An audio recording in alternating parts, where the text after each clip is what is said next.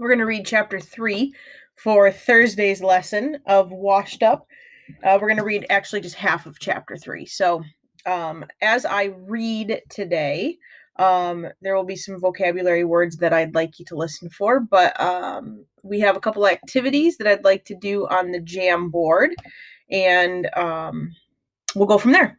So before we read, if you were at the live lesson, I had us all choose our favorite character so far, and hopefully you have done a great job. I'm going to put I guess I can't do a circle. I'm going to draw a circle around my favorite character, and my favorite character right now is Mrs. Walpole because she is ridiculous. I mean, she is ridiculous. She screams with the spiders. Oliver had to hide the scorpion from her. She is so worried about luxury and fancy stuff that she just does not fit on this island. So to me, that's pretty funny. And then I had you guys go over, if you were at the live lesson, go over what your favorite character was, your favorite character. So that was something that we spent quite a bit of time on. I'll just give you mine for now since that's all I have. All right, so I'd like you to listen for the words glum and yielded. Those are the two words today, just two words. Glum and yielded. And we will go over those after we're done reading. So we have chapter 3. We have Berry Blue there in her white outfit. She has, it looks like maybe a paw print on her t-shirt. And she looks like she is ready to go. And I noticed the other picture. Whew, Mrs. Walpole. All right. In her white silk jumpsuit with a paw print across the front, Berry Blue looked radiant and rested. It's a lovely morning and unwashed up, she said. And then her face dropped theatrically. But not for everyone. Welcome to day 15. The morning had come like a sauna for the Walpoles. Hot, damp, and suffocating. It was their second week on the island, but there was no getting used to the cramped sleeping quarters or the darkness. They hadn't seen the sky in days. I have to brush my teeth, complained Mrs. Walpole. She had felt nauseous all night after drinking scummy water from a standing pool. Their water rations were almost down to nothing, but nevertheless, Oliver handed his mother the thermos. Happy birthday, Mom, he said feebly. It was easy to lose track of time here. Was he the only one who remembered that his mom's 40th birthday was what had brought them here in the first place? A paradise island, darling. Sun, sand, sea. Doesn't it sound perfect? He remembered. He remembered her saying to his father while she read the application form.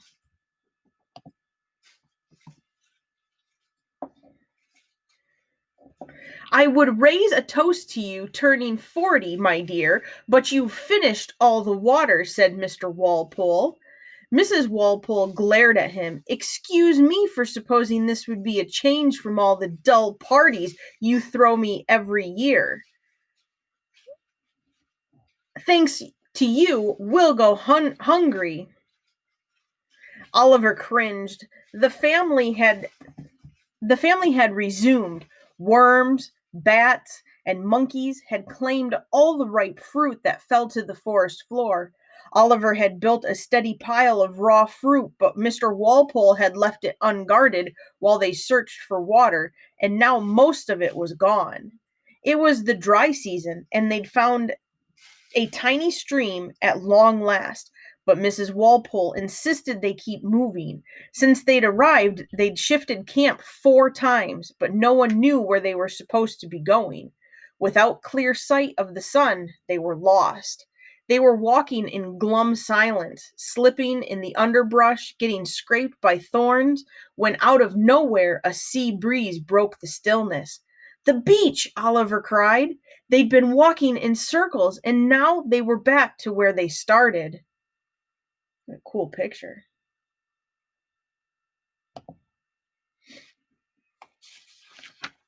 They stared at the blue glimmer of the sea, but Oliver's parents had no strength to keep going. They decided to stop and rest. I'll walk down the beach and see what I can find, said Oliver, eager to get away. Get us some new matches, shouted Mrs. Walpole behind him, as though he were off to the store. Because I'm to blame for getting the old ones wet, Mr. Walpole was muttering, but he was out of Oliver's earshot now. Oliver numbered the trees with his knife. He knew this would help him return to his parents, although what he wanted most right now was time away from them. The beach yielded nothing except for some kelp and the discarded shells of a sea urchin, but it was wonderful to be beneath the open sky again. He followed the natural curve of the shore to where he had seen the boat vanish with the Garcias on it, and he had hit a dead end. The tide was rough where it crashed upon the coral reefs, but as Oliver turned, the sunlight glanced off something farther inland. Suddenly, Oliver saw something that made his heart leap. And we're going to stop there. Of course, we won't know what the thing is, but let's look at those vocabulary words. The first vocabulary word was glum, and it was on page 31. So let me go back. There's 30 and 31. So glum is going to be on the right. Let me make it nice and big for you. They were walking in glum silence, slipping in the underbrush, getting scraped by thorns, when out of nowhere a sea breeze broke the stillness. So this is an unusual way to use the word glum. Usually we use it in reference to how people are feeling. But if I'm feeling kind of glummy, that should give you a bit of a hint for it. So the word glum itself, there we go. It sort of means depressed or sad. So if we look at it here, they were walking in sad silence. They were walking in depressed silence. They're just not doing good. And why is that? Well, if you look back on page 30, Mr. and Mrs. Walpole are arguing quite a bit. And so this is making the whole situation very awkward and tense and just not fun. So they were walking in glum silence. Nobody was really talking to anybody else. So, oops, just get rid of that. So let's add some words. I said sad and depressed. Feeling blue, not feeling very good. I'll add that to not feeling very good. Bummed out. Down. Kind of like depressed down. Low. Not feeling very good. Sulky. Whenever I was feeling glummy as a kid, my parents would always say, "Why are you sulking so much?" Because I was feeling sulky, Mom and Dad. I'm just not feeling very good and not feeling very happy. So let me add some lines to this, and you can start thinking of some antonyms or opposites. Some variations of the word would be glummy. And I don't think glums and glummed are a word, so we'll just leave it with glummy. And some antonyms might mean happy, feeling great, motivated, up, I guess, right? Excited.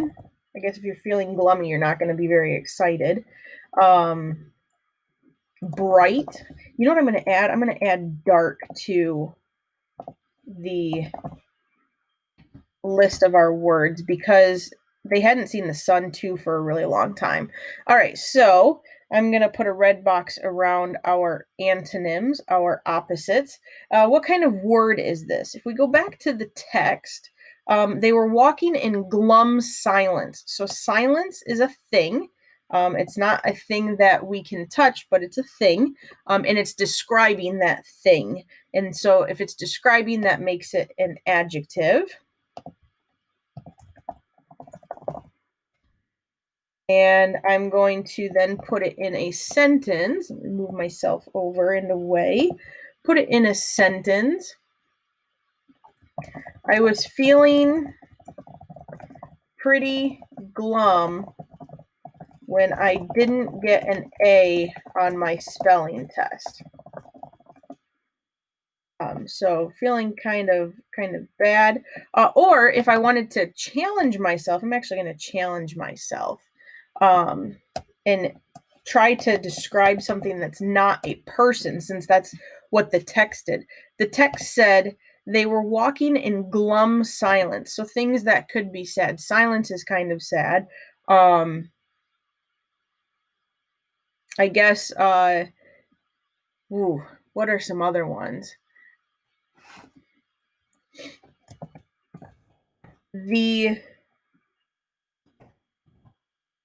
I'm trying not to use the word glummy.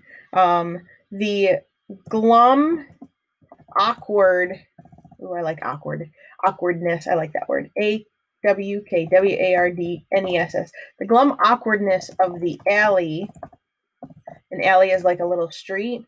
The glum awkwardness of the alley made me not want to cut through it. All right, there we go. I knew I could do it. I'm fine if you challenge yourself to do something that's not a person. If you have to go to a person, no worries at all. All right, let's look at the word yielded. Yielded is on page 33. So let me go switch pages. Whoops, that's your homework. Page 33 should be on the left, I think. Nope, on the right. Page 33. We're looking for yielded. YIELDED.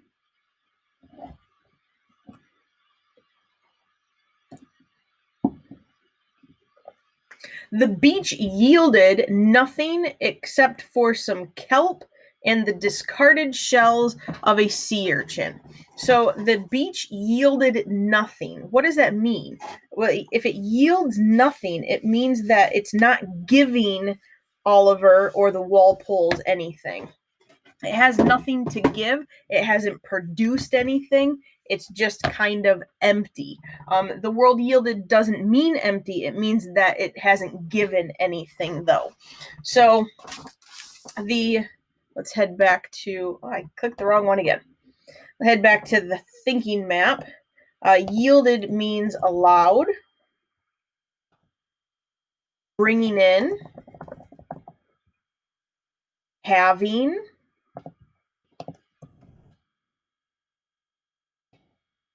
supplied, offered, provided, earn, grow, and I'm going to say give.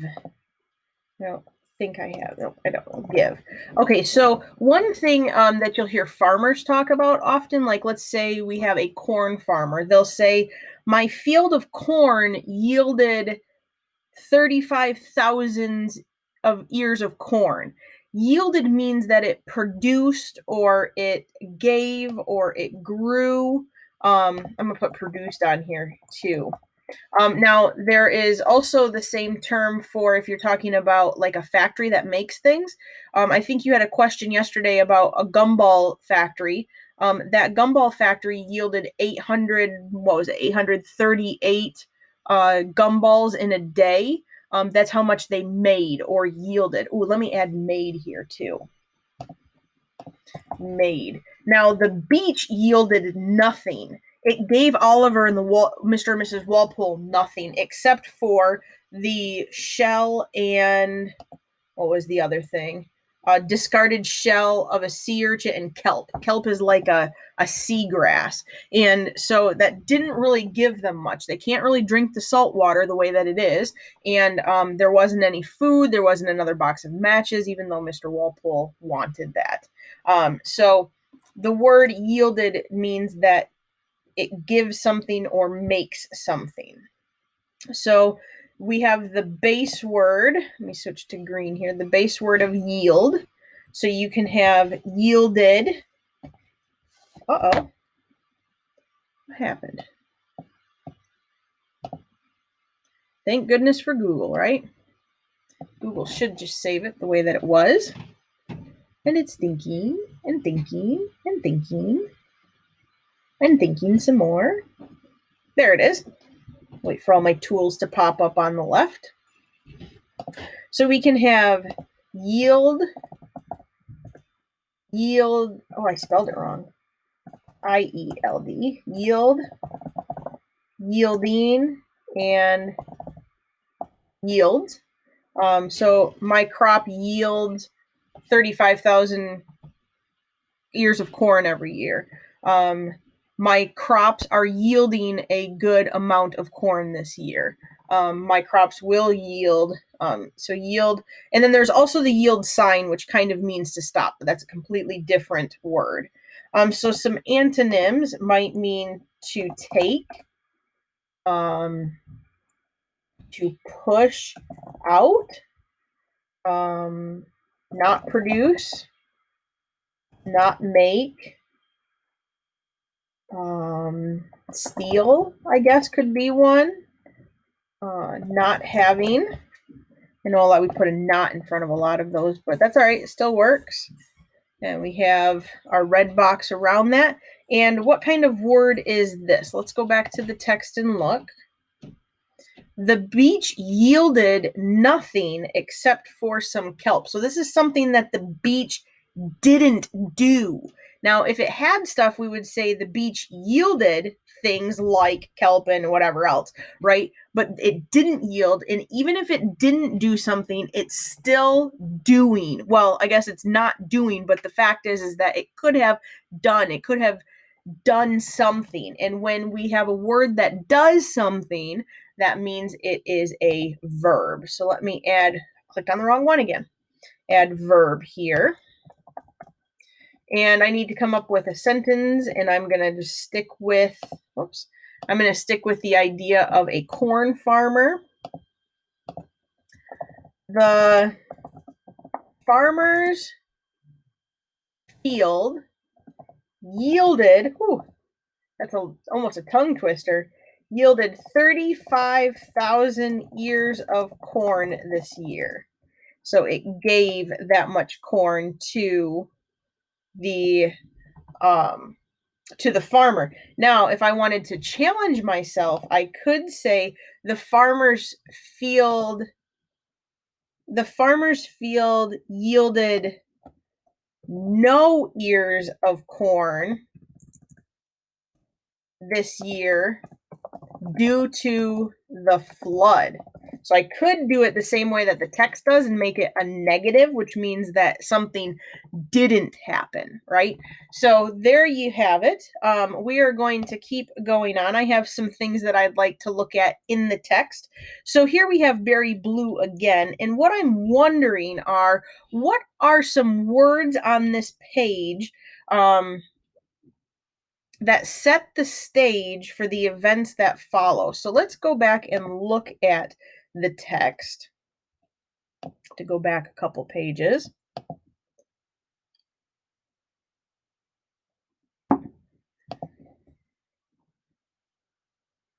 Here we go. So if we look here, she's kind of reintroducing the 15th day. But then what happens shortly after that? Well, this is all about the Walpoles, and what do Mr. and Mrs. Walpole do right away? Well, they start to argue. They're arguing pretty much the whole part of this chapter. The morning had come like a sauna for the Walpoles, hot, damp, and suffocating. It was their second week on the island, but there was no getting used to the cramped sleeping quarters or the darkness. They hadn't seen the sky in days.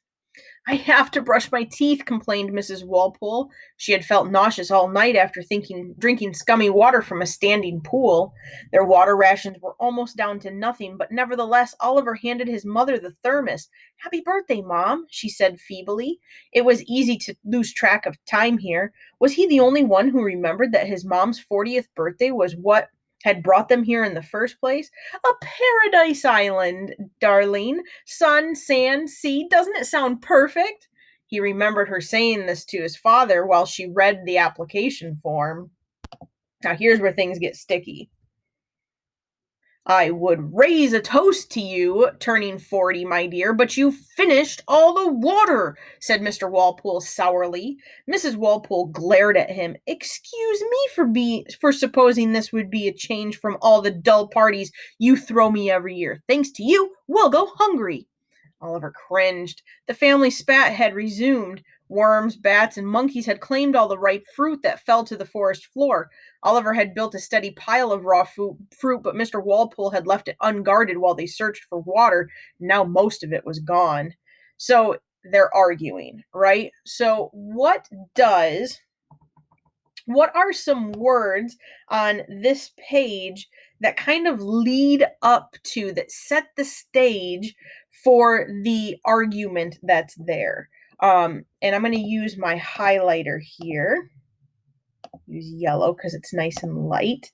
All right, so what are some words here that kind of set the stage for that argument? In her white silk jumpsuit with a paw print across the front, Berry Blue looked radiant and rested. Nothing there. It's a lovely morning on Washed Up, she said, and her face dropped theatrically. But not for everyone. Welcome to day 15. Still nothing there that tells us about the argument. But now we're going to start getting into the Walpoles. The morning had come like a sauna for the Walpoles. Now, a sauna is a room, they have them at gyms. It's a really, really hot, wet, sticky, damp, hard to breathe in room. It's supposed to relax your muscles after a really hard workout, and this is how the jungle feels to the Walpoles. So I'm going to highlight hot, damp, and suffocating because it's just not comfortable for the Walpoles. And if you're feeling like that, chances are you're going to get pretty grumpy unless you're a person who likes the hot, the damp, and the suffocating humidity. And so those are the words that I would like to keep there. I'm also going to type them. When you have an assignment that asks you to highlight, I'm fine if you just highlight them, but I also want to make sure that I'm typing them. Hot, damp, and suffocating. Suffocating means you can't breathe. And all three of these lead to each of the family members feeling uncomfortable. So I'm going to add that here. Didn't fit. Uncomfortable. Good. And so on this page, we also have that things are, I'm just going to add a few more, that they have cramped sleeping quarters and darkness because the canopy, the leaves on top of the forest are so big and thick that not much sunlight is getting through. So this is just not very comfortable for the Walpoles. Bummer for them, right? All right, let's carry on. On this page, what words on this page add to the impression that Oliver's parents are in a bad mood? All right, so there are two words here. I would raise a toast to you turning 40, my dear, but you've finished all the water, said Mr. Walpole sourly. Mrs. Walpole glared at him. Excuse me for supposing this would be a change from all the dull parties you throw me every year. Thanks to you, we'll go hungry. Oliver cringed. The family spat had resumed. Worms, bats, and monkeys had claimed all the ripe fruit that fell to the forest floor. Oliver had built a steady pile of raw fruit, but Mr. Walpole had left it unguarded while they searched for water, and now most of it was gone. So I'm going to highlight the words sourly and glared. If somebody is acting sourly, they are probably pretty grumpy. And if somebody is glaring at somebody else, they are also probably pretty grumpy. And it says, what words on this page add to the impression that Oliver's parents are in a bad mood? And it just says words, so I'm just highlighting those words. So let me type over here. sourly, and glared. When you're talking about those words, you're probably talking about somebody who's not in a very happy mood. And we wanted to see about a bad mood. All right, let's carry on. All right, so let me switch my page in my teacher book just because I need to be on the right one. All right, we are going to look at page 30 again, and I would like to come up with a first, next, then last. So just sequence of events. This is in your homework, so if you pay attention, you will do well in your homework. But I would like to do an order of events just for page 30. So let's go back to the text. And 30 is going to be on the left. I'm going to read it first, and then we're going to pick first, next, then last. 4 things. All right, here it is again. I would raise a toast to you turning 40, my dear, but you finished all the water, said Mr. Walpole sourly. Mrs. Walpole glared at him. Excuse me for supposing this would be a change from all the dull parties you throw me every year. Thanks to you, we'll go hungry. Oliver cringed. The family spat had resumed. Worms, bats, and monkeys had claimed all of the ripe fruit that fell to the forest floor. Oliver had built a steady pile of raw fruit, but Mr. Walpole had left it unguarded while they searched for water, and now most of it was gone. It was the dry season, and they'd found a tiny stream at long last, but Mrs. Walpole insisted they keep moving. Since they'd arrived, they'd shifted camp 4 times, but no one knew where they were supposed to be going. Without clear sight of the sun, they were lost. So if you'll notice, there are 4 paragraphs here, which is really nice. We can kind of use those 4 paragraphs to our advantage. So in paragraph 1 and 2, Mr. and Mrs. Walpole are doing what specifically? They are arguing. And what are they arguing about? The first one is about water, and the second one is about food. So I'm going to put that down as event number 1. Mr. and Mrs. Walpole are arguing about food and water. And I just need to straighten that out so it fits in event 1. There we have it. Nice. And now we need to find event 2. So what can we put in there next? Now the next 2 paragraphs are a little bit bigger, so we can pull more than one from one paragraph. Oliver cringed. The family spat had resumed. Worms, bats, and monkeys had claimed all of the ripe fruit that fell to the forest floor. Oliver had built a steady pile of raw fruit, but Mr. Walpole had left it unguarded while they searched for water, and now most of it was gone. It was the dry season, and they found a tiny stream at long last, but Mrs. Walpole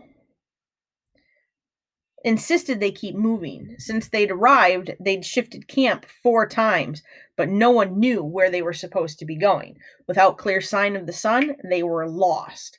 So we can state that, so I guess, let me go back here. Mr. and Mrs. Walpole are arguing about the food and water.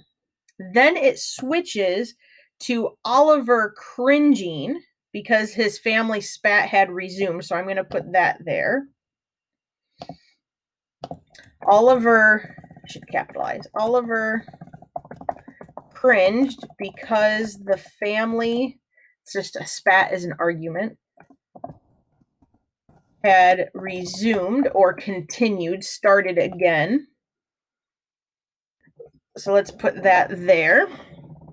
And then if we go back to the text, he spends quite a bit of that paragraph right there remembering that his dad left it unguarded. So his dad leaving it unguarded didn't happen next. He just remembered it next. So I want to make sure that I say that. Oliver remembered that his dad left the food unguarded and animals got it, because it technically happened last night. but he was remembering it. So then let's look at the last paragraph. It was the dry season and they found a tiny stream at long last. So this is happening again now, at long last, but Mrs. Walpole insisted they keep moving. Since they'd arrived, they'd shifted camp 4 times, but no one knew where they were supposed to go. I'm going to say that Mrs. Walpole didn't want to stop when they found a stream. And that's pretty important because they were just arguing about food and water. So those are your 4 events in order. You want them to be in order because that helps us make sense of the story. If those things were out of order, even Oliver remembering that his dad left the food unguarded, can be a little confusing if you're not paying close attention to the story. All right, let's look at the next slide. The next slide, this is what I was going to have you guys do together. So since we are in just a recording, I am going to do it for you, but listen carefully. So I've broken these words into 2 groups. We have group 1, group 2, and group 3. And all of them have ing, but there's also something unique about these. And when you add ing, remember you're making the verb happen now. So I am drinking a glass of water. I am slipping on the ice. I am supposing that you are mad at me. I am taking the trash out. I am getting another granola bar. I am muttering under my breath because I'm angry. So all of these words have ing on the bottom, but the yellow group, the blue group, and the red group all have something in common that's not the same for the other ones. And I want to know if you know what it is. It has nothing to do with what the verb is. So it's not the fact that it's not the action that I'm looking for. It's what's happening with those words. And we're going to look at the yellow group first. And the yellow group, the base word, let me get my highlighter going, is get. The base word for muttering is mutter. And so the base words we are just adding, add